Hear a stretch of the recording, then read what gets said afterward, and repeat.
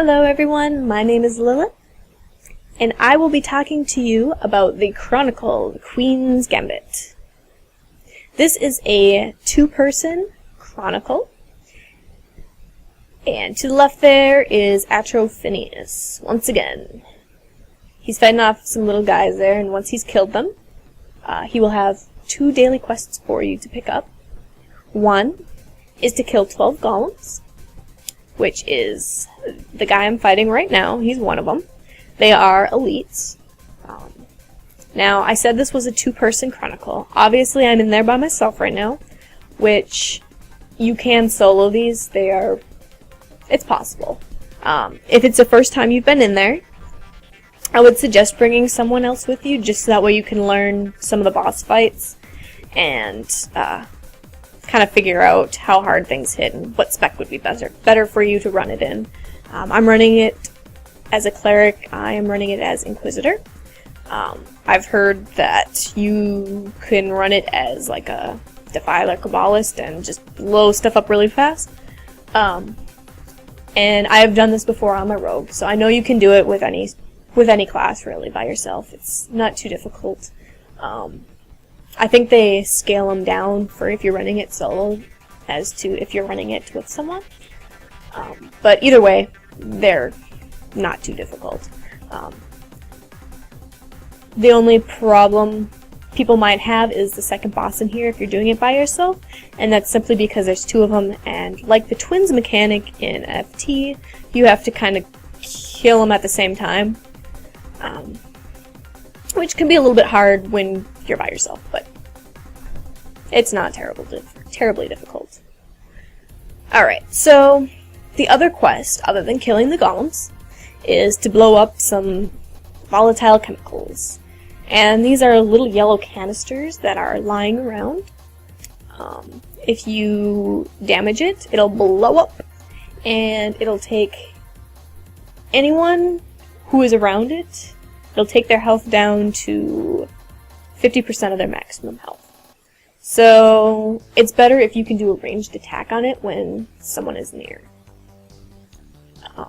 Like I'm just going to blow one up here, see? And it blows them back and it stuns them for a small bit.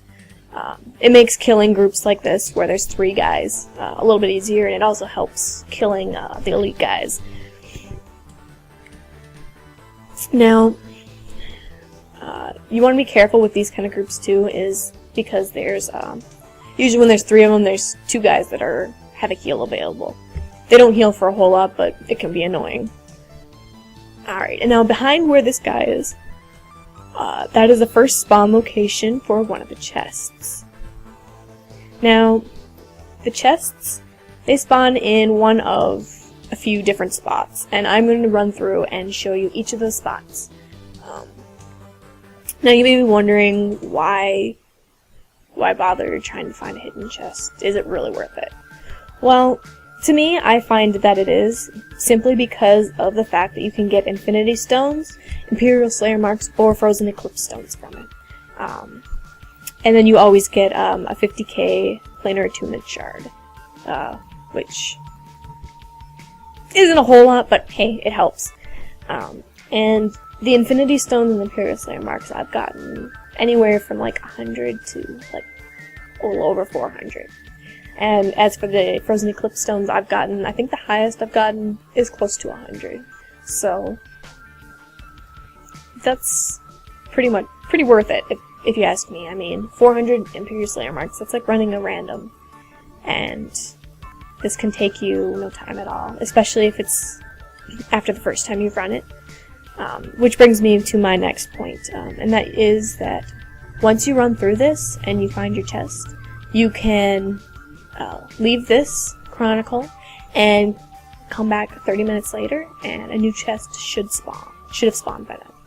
And this is the second location, and as you can see, there's a chest there. So that's pretty awesome. Now, usually I would just leave now and come back half an hour later, but since I'm going to show you where the rest are, I'm going to keep going. So, over here is the Sinister Presence that's in here. He'll give you 50 Imperial Slayer Marks the first time you kill him. And there's one of those in each of the Chronicles. Alright, now behind where this guy is, that's another spawn location for one of the chests. Now, other than the chest, the quests, they give you 100 rep for either the Qujari, the Caretakers, the Akiati, the Survivors, Halo, or the Imperial Alliance. And that's for each one of the quests that you complete. And they also give you a little bit of money. I think like maybe 3 plat, if that. And then when you complete the Chronicle, so you've killed all the bosses, you get a 300 rep for one of the reputations I mentioned earlier, and then you also get 100 Imperial Slayer marks and 180 Infinity Stones. And that is true for any of the Chronicles that you run. So they're worth it if you're really trying to grind out some ESM marks. It's a quicker way to try and get a little extra boost and get in your gear or whatever. This one is pretty easy to solo, and I think this one takes a little bit of time if you have any problems with any of the bosses. But like the Hero Rises, that's a single person one, and that one takes me maybe no time at all. I mean, it's quick and easy rep and marks. The Infernal Dawn one's a little bit harder, so that one I generally have 2 people with, or generally me and someone else. Alright, and over here, supposedly there is a chest that spawns somewhere back there. I'm not entirely sure where, but somewhere. And then to my left there, by that first crystal, that's another spot where I've seen one spawn just recently.